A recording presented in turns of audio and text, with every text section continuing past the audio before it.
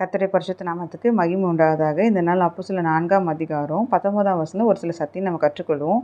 பேதுரும் யோவானும் அவர்களுக்கு பிரதியுத்தரமாக, தேவனுக்கு செவி கொடுக்கிறதை பார்க்கலாம், உங்களுக்கு செவி கொடுக்கிறது தேவனுக்கு முன்பாக நியாயமாக இருக்குமோ என்று நீங்களே நிதானித்து பாருங்கள் அப்படின்னு சொல்லப்பட்டிருக்கும். சரி, பேதுரும் யோவானும் 3ஆம் அதிகாரத்தில் என்ன செஞ்சுருக்கிறாங்க அப்படின்னு பார்த்தீங்கன்னா, அதாவது தாயின் வயிற்று இருந்தது முதல் சப்பானியாக பிறந்த ஒரு மனுஷனை அவங்க சொஸ்தம் அடைய செய்கிறாங்க. அதான் வெள்ளியும் பொண்ணும் என்னிடத்தில் இல்லை, என்னிடத்தில் உள்ளது உனக்கு தருகிறேன், நசரேயனாகிய இயேசு கிறிஸ்து நாமத்தை எழுந்து நட அப்படின்னு சொல்கிறாங்க. அதை பிறந்ததுலேருந்து எழுந்துக்காத ஒருத்தங்க முதல் தடவை எழுந்துக்கிறாங்க. எவ்வளோ சந்தோஷமாக எழுந்துக்கிறாங்கன்னு வைத்து சொல்லப்பட்டிருக்கு பாருங்க. அவன் குதித்து எழுந்து நின்று நடந்தான், நடந்து குதித்து தேவனை துதித்து கொண்டு தேவாலயத்துக்குள்ளே போனாங்க போட்டிருக்கு. இதை நம்ம எப்படி மனதில் பதிய வைக்கலான்னா, குதித்து எழுந்து நின்று நடந்து நடந்து குதித்து தேவனை துதித்து ஆலயத்துக்குள்ளே பிரவேசித்தான் அப்படி கூட நம்ம மனதில் எளிதாக பதிய வைத்து கொள்ளலாம்.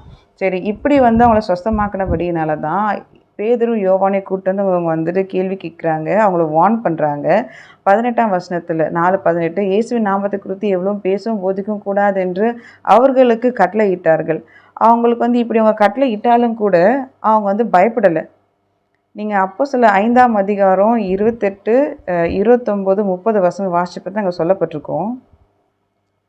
நான் உங்களை எதுவும் இயேசு கிறிஸ்து நாமத்தை குறித்து போதகம் பண்ணக்கூடாதுன்னு சொல்லியிருந்தோம். நீங்கள் என்ன பண்ணியிருக்கீங்க, எருசலேமை போதகத்தினால் நிரப்பி இருக்கிறீங்களே, அந்த மனுஷனுடைய ரத்தப்படியை எங்களை மேலே சுமத்த வேண்டும் என்று நீங்கள் இருக்கிறீங்களா அப்படின்னு சொல்லிட்டு கேள்வி கேட்க, அதுக்கு பேதுரு மற்ற அப்போஸ்தலர் பதில் சொல்கிறாங்க, மனுஷருக்கு கீழ்ப்படுகிறதை பார்க்கலாம் தேவனுக்கு கீழ்ப்படுகிறது அவசியமாக இருக்கிறது அப்படின்னு சொல்கிறாங்க.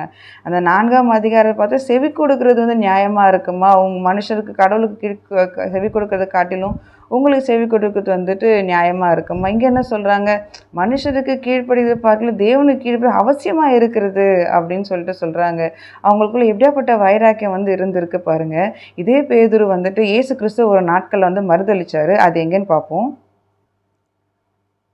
மத்தேயு 26ஆம் அதிகாரம் 33, 34 வசனங்களை பார்த்தீங்கன்னா, பேதுரும் இயேசு பேசிக்கொள்கிறாங்க. அப்போது பேதுரு சொல்ல, எல்லாரும் இடல் அடைவாங்க, நான் இடல் அடைய மாட்டேன்னு சொல்கிற இயேசு சொல்கிறாரு, நீ என்னை இன்னைக்கு இந்த ராத்திரியில் சேவல் கூவுறதுக்கு முன்னே நீ என்னை 3 தரம் மறுதளிப்பாய் அப்படின்னு சொன்னார். பார்த்தீங்கன்னா, பேதுரு சொன்னது நடக்கலை, ஆனால் இயேசு கிறிஸ்து சொன்னது தான் நடந்தது. அவர் 3 தரம் மறுதளிச்சார். எங்கே சொல்லப்பட்டிருக்குன்னு பார்த்தீங்கன்னா, அதே மத்தேயு 26ஆம் அதிகாரம் 70ஆம் வசனத்தில் ஒரு வாட்டி மறுதளிச்சிருக்காரு, 72 மறுதளிச்சிருக்காரு, 74 பார்த்தீங்கன்னா அந்த அந்த மனுஷனை அறியன் என்று சொல்லி சபிக்கவும் சத்தியம் பண்ணவுமே தொடங்கினாரா. அப்போ தான் சேவல் கூவிட்டான். அப்போ பேதுரு ரொம்ப மனம் கசந்து அழுது வியாகுலப்பட்டிருக்காரு. ஆனால் இதே பேதுருவை தான் பிரதான அப்போஸ்தலராகவும் இயேசு கிறிஸ்து போனதுக்கப்புறம் இந்த ஊழியத்தை செய்யும்படியாக கர்த்தரே நியமித்திருக்காரு. இவங்களுக்கு இப்படிலாம் நடக்கும், உங்களுக்கு பரிசுத்த ஆவியை நான் கொடுப்பேன், நீங்கள் தைரியமாக பேசுவீங்கன்றதை இயேசு எங்கே சொல்லியிருக்காருன்னு பார்ப்போம். மத்தேயு 10ஆம் அதிகாரம் 19, 20 வசனம் வாசி பார்த்தீங்கன்னா அங்கே சொல்லியிருப்பாங்க, நீங்கள் உங்களை அந்த மாதிரி ஒப்பு கொடுப்பாங்க, அப்போ எப்படி பேசணும் நீங்கள் கவலைப்படாதீங்க, ஆவியானவர் உங்களுக்குள்ளே பேசுவாங்க அப்படின்னு சொல்லிட்டு இயேசு கிறிஸ்து சொல்லியிருக்காரு. 20ஆம் வசனம் வாசிக்கிறேன், பேசுகிறவர்கள் நீங்கள் அல்ல, உங்கள் பிதாவின் ஆவியானவர் உங்களிடத்துலேருந்து பேசுகிறவர் அப்படின்னு சொல்லியிருப்பாங்க.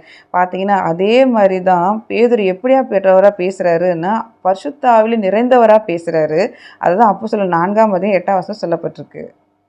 அப்பொழுது பேதுரு பரிசுத்த ஆவியிலே நிறைந்து, இப்படி அவர் நிறைஞ்சு பேசுவார், இப்படிலாம் அவங்க நடக்கும்ன்றதை இயேசு ஏற்கனவே மத்தேயு 10ஆம் அதிகாரம் 20ஆம் வசனத்தில் சொல்லியிருக்கிறாங்க. சரி, இது பரிசுத்த ஆவி இல்லாத நாட்கள் நிழலாட்டமாக யாருக்குள்ளே இருந்ததுன்றதையும் நம்ம பார்க்கலாம். தானியேல் 3ஆம் அதிகாரத்தை நீங்கள் வாசி பார்த்தீங்கன்னா, நேபுகாத் நேச்சார் ஒரு சிலையை ஏற்படுத்தியிருப்பதை பணிந்து கொள்ளணும்னு சொல்லி கட்டளை போடுவார். அந்த கட்டளையை யார் மீறாங்களோ அவங்கள எரிகிற அக்னி சூழல் போட்டுடுவோன்னு சொல்லுவாங்க. சொன்னதுக்கு அப்புறமாவும் ஷாத்ராக், மீஷாக், ஆபேத் நேகோ அந்த பொற்சிலை வணங்க மாட்டோன்னு சொல்லுவாங்க. நேபுகாத் நேச்சார்கிட்டே சொல்லுவாங்க, நேபுகாத் நேச்சாரே, இந்த காரியத்தை குறித்து உமக்கு உத்தரவு சொல்ல எங்களுக்கு அவசியம் இல்லை, நாங்கள் ஆராதிக்கிற எங்கள் தேவன் எங்களை தப்புவிக்க வல்லவராக இருக்கிறார் அப்படின்னு சொல்லிட்டு அவங்ககிட்ட சொல்லுவாங்க. சரி, இதே வைராக்கியம் யாருக்குள்ளே இருந்ததுன்றதை பார்க்கலாம். தானியேல் 6ஆம் அதிகாரத்தில் வாசிப்போம். தானியேல் 6ஆம் அதிகாரம் 10ஆம் வசனம் வாசி பார்த்தீங்கன்னா, தானியேலோ வென்றால் அந்த பத்திரத்துக்கு கையெழுத்து வைக்கப்பட்டதென்று அறிந்த போதிலும், அதாவது இதுதான் பரிசுத்த ஆவி பெற்றதுக்கப்புறம் நமக்குள்ளே இருக்கிற அந்த வைராக்கியத்துக்கு ஒரு நிழலாட்டம். பரிசுத்த ஆவி இல்லாத நாட்களில் அவங்களுக்குள்ள ஒரு வைராக்கியம், கையெழுத்து போட்ட பிற்பாடும் இல்லை, நான் ராஜா வணங்க மாட்டேன், கர்த்தர் தான் வணங்குவேன்னு சொல்லிட்டு தானியேலுக்குள்ள ஒரு தைரியம் வந்தது பார்த்தீங்களா, அதுதான் பரிசுத்த ஆவி. பரிசுத்த ஆவி நமக்குள்ளே வரும்போது நமக்குள்ள எப்படியாப்பட்ட தைரியம் உண்டா இருக்கும் அப்படின்றதுக்கு தானியேலும் ஒரு எடுத்துக்காட்டு தான். இத தான் இயேசு கிறிஸ்து வந்து சொல்றாங்க.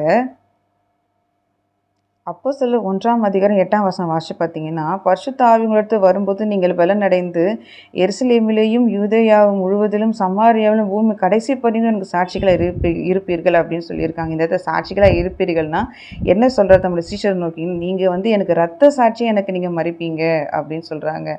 அதாவது கர்த்தராகிய இயேசு கிறிஸ்து நாமத்துக்காக நம்ம மறிக்கணும்னா அதுக்கும் நமக்கு என்ன வேணும்னா பரிசுத்த ஆவி இருந்தால் மட்டும்தான் தைரியம் வந்து இருக்கும்.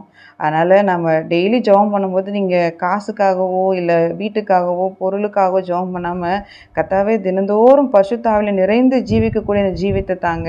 உமக்காக சாட்சியாக வாழுகிறதுக்கு எங்களுக்கு கிருபை தாங்க. உம் நாமத்துக்காக மகிமைக்காக உமக்காக பிரயாசப்பட கிருபை தாங்கன்னு கேட்போம். இந்த பரிசுத்த ஆவியினால தான் அப்போஸ்தலர் வைராக்கியம் அடைந்து பேசினாங்க. அதே பரிசுத்தான அபிஷேகத்தை கடவுள் நமக்கு தினந்தோறும் தரணும். அதுக்காக நம்ம தொடர்ந்து ஜெபம் பண்ணுவோம். கர்த்தருடைய பரிசுத்த நாமத்துக்கு மகிமை உண்டாவதாக. ஆமீன்.